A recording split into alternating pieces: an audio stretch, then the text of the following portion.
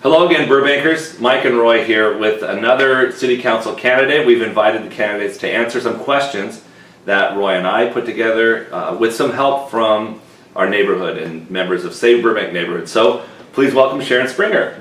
Hi. Hi, Sharon. Thanks for being here. Thank you very much. Great to have you. Thank you. Thank you very much for inviting me. I'm Sharon Springer. I'm a 25-year resident of Burbank. And my signs are the hot pink signs.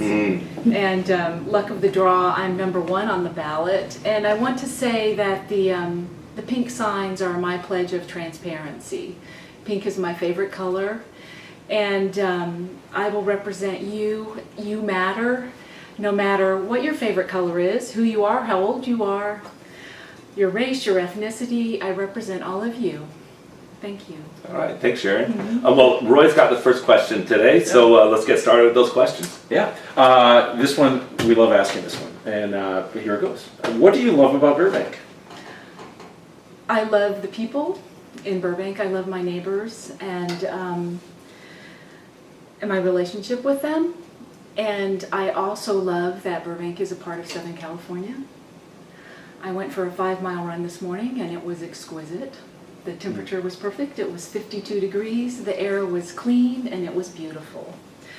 I love that our services in Burbank are very good. We have great schools. I love that we own our own utility that is very efficiently operated and it keeps our utilities very low. I love our services, police and fire. I feel safe running in the morning, and I'm very proud that we have places like the Jocelyn Center and Tuttle that are the center of our seniors' lives, that they can go and have a hot lunch for $2, and if they don't have any money, they can eat for free. And I think I could go on, but it's safe to say that I love Burbank. Great. We do too. Next question is, why are you running for City Council? Well, for a while now, for a few years, I felt like that the desires and goals of Burbank residents and I were not being addressed, such as traffic and transportation, housing, economic development. And now we're facing a $9 million deficit by 2020, and that takes into consideration a lot of things that are already in the pipeline. So my question is,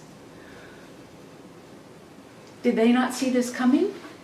And it's very important to have a solvent city so that we can continue to have these wonderful services. And so basically I've just gotten very impatient.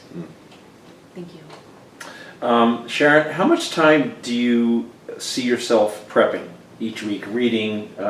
We know there's got to be a lot of homework to be a city council person, so what do you envision? How much time commitment could you give to that? As much as it takes. And I know that it will vary from week to week. I'm on the Burbank Water and Power Board, and now the liaison back to the Sustainable Burbank Commission, and sometimes the amount of research and reading that needs to be done is enormous. And but it must be done to be informed. So I'll do what it takes, and sometimes it also takes, I anticipate that it will take additional research. You know, talking with the community, visiting the community if it's the subject of an issue that's on the agenda. I will go out and knock on doors. All right. Well, what is your impression of the current City Council, and would you like to see any changes? Yeah. Obviously, I'm disappointed, or I wouldn't be running, and if I win, that will be a significant change. And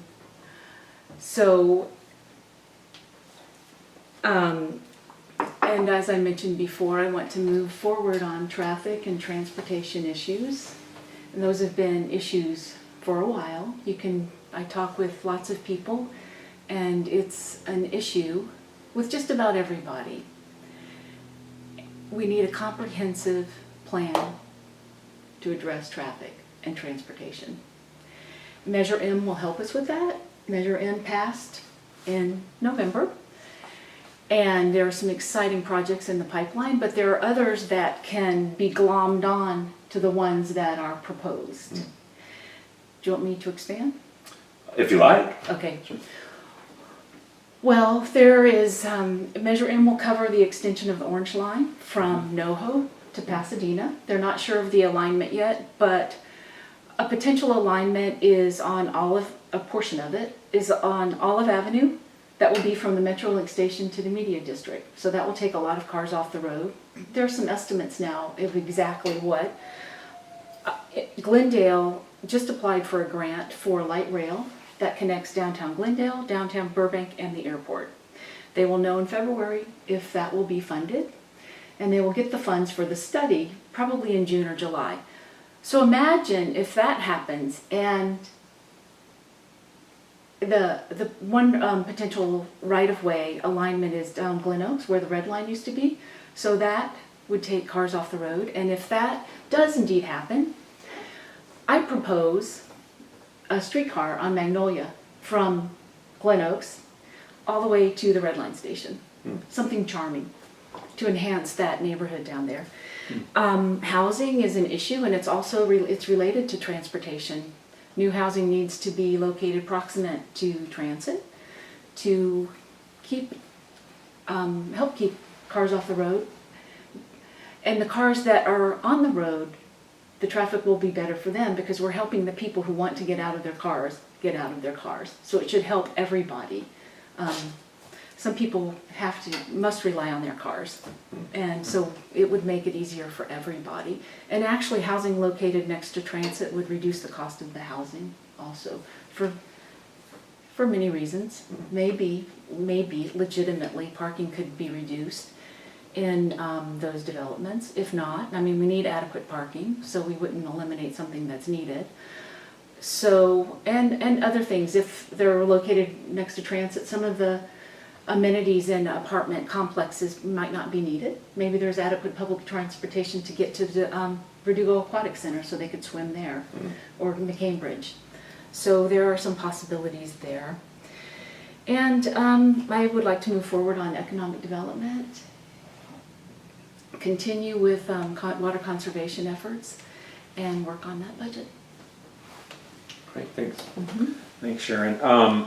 Interesting. We're talking a lot about some big projects here, possibly with the Measure M and things like that. Tying into that, our next question: what are your thoughts about the Aria project that's going on right now in Burbank?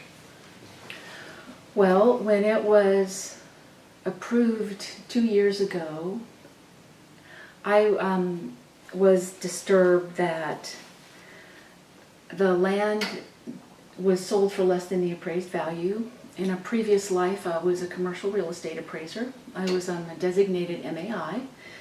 And so I didn't understand why, if there's an appraisal that indicates land value, why you would discount the professional opinion of land value. And I was concerned that traffic mitigation was concerned as an afterthought, and some of those issues just were recently resolved with the cul-de-sac vote of permanent cul-de-sacs. And also a density bonus. A small density bonus was given, and I think it was 9 units, and without recompense, and we lost 40 affordable units, approximately 40 affordable units, and so I was disturbed by that too. Thanks. Can you define your position on the scandals that have plagued our police department, as well as the current status of the BPD as you see it? Well, hopefully that scandal is being wrapped up now. I think that none of us has the right to diminish another human being, to bully them, to degrade them, to discriminate against them. And it's wrong, and when it's at the workplace, it's illegal, and it's very expensive.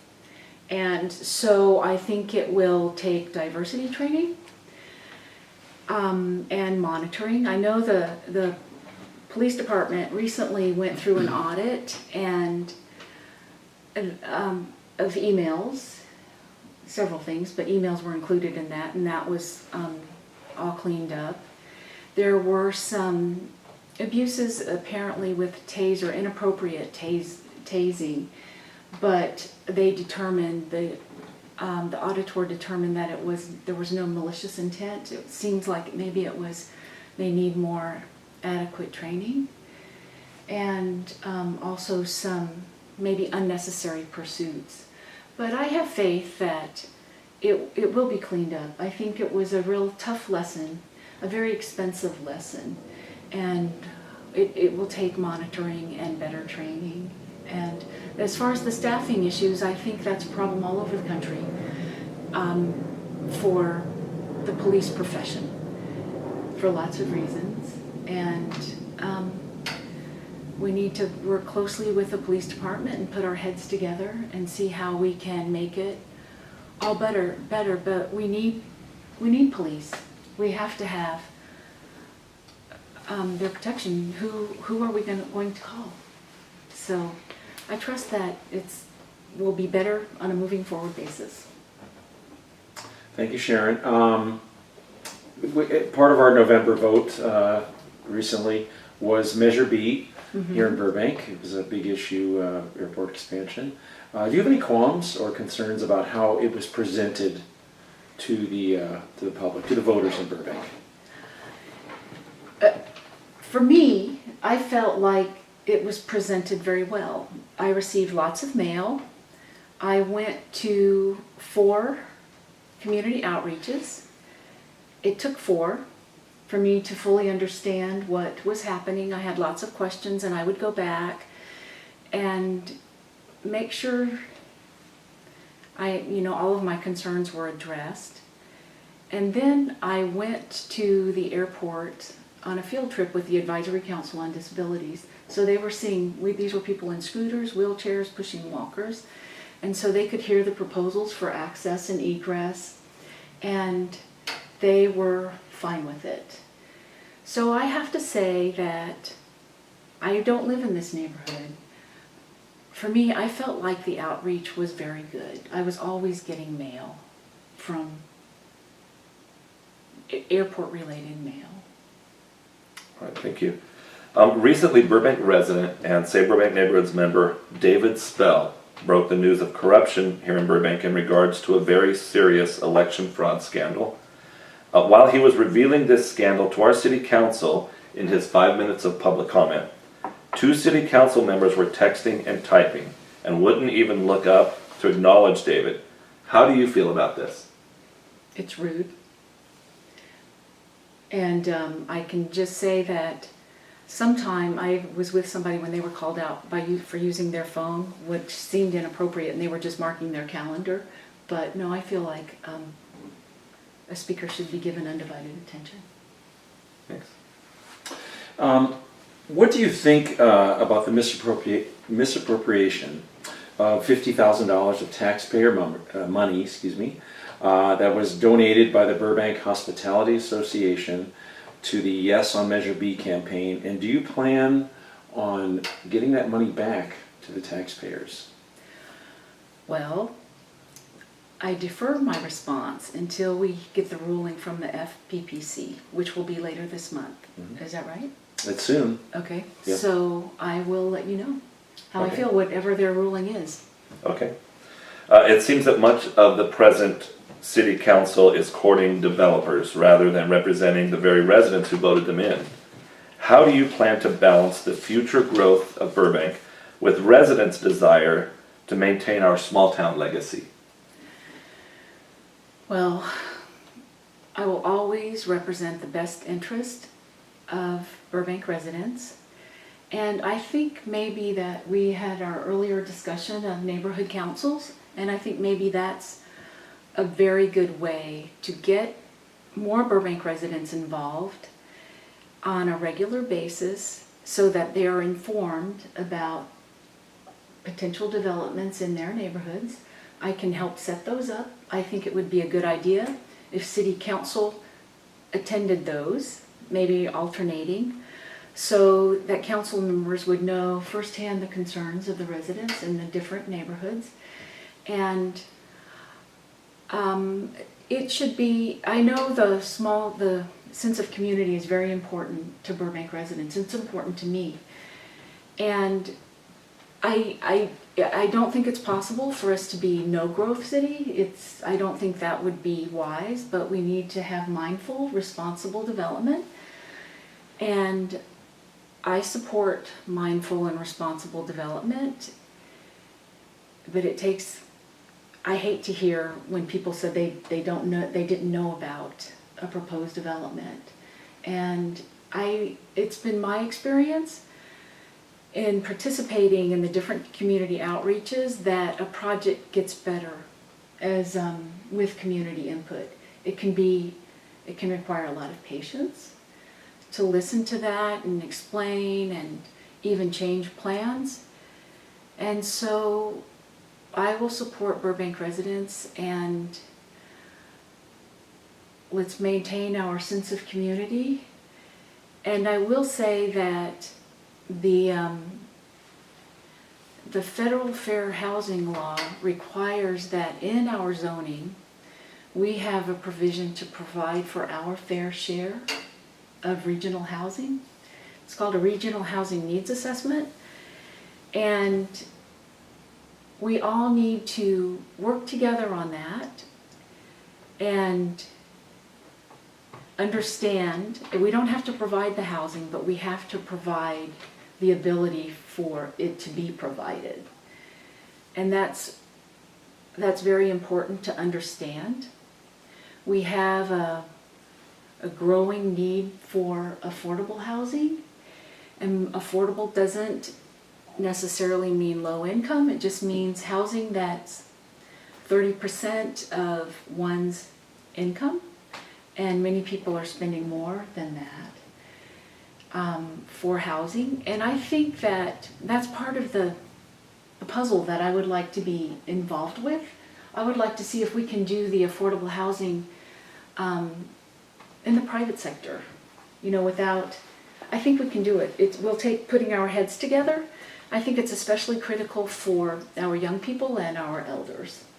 And I think it's something that can be resolved. And another thing that we need to keep in mind is that Burbank is financed by property taxes, sales taxes, and ratepayer fees. So the development needs to be balanced with that in mind. And so I've been in Burbank for 25 years, and that sense of community is very important to me, and to have a city that works and makes sense. And so I will represent Burbank residents. Thank you. Mm-hmm. Great, Sharon. So we're up to our last question, and you mentioned about your favorite color, and I was thinking one of your answers you were talking about maybe possibly a light rail line down Magnolia. I think if that was ever to come to fruition, which is intriguing, maybe we'll call it the pink line. Anyway, but just a thought. But this last question, Mike and I kind of wrestled on this, so we'll kind of finish with a tough question. This does not involve pink, but it does involve either red or blue. So who would you pull for, the Indians or the Bulldogs? The red one. Oh! I'm not. I'm sorry, I don't know. I mean, I did some research on this, and I asked two friends who are the Indians or the Bulldogs, and I'm sorry, I couldn't get an answer. They didn't know either. Really? Yeah, You picked the Indians. Indians are red, and our daughters go to John Burroughs High School. Yep. Okay. They're the Indians. Oh, okay. Burbank High School are the Bulldogs, and there's a big rivalry, so you picked the right one for this neighborhood. Oh, okay. I was thinking, I asked national. I thought it was, okay. That's okay. It was sort of we're just having a little fun there. Okay. And but your honesty is very refreshing, especially since I think you live on the hillside. I do. And probably a lot of your neighbors' kids went to Burbank High School. Right. So Okay. it's sweet that you're being so honest with us. Thank you for that. And thanks for your time today. Sure. This is really a nice forum for us to get to know all the candidates that are running, and we appreciate your input. Thank you. So it's Mike and Thanks for Roy. including me. Thank you, Sharon, and we'll be back with another candidate for City Council.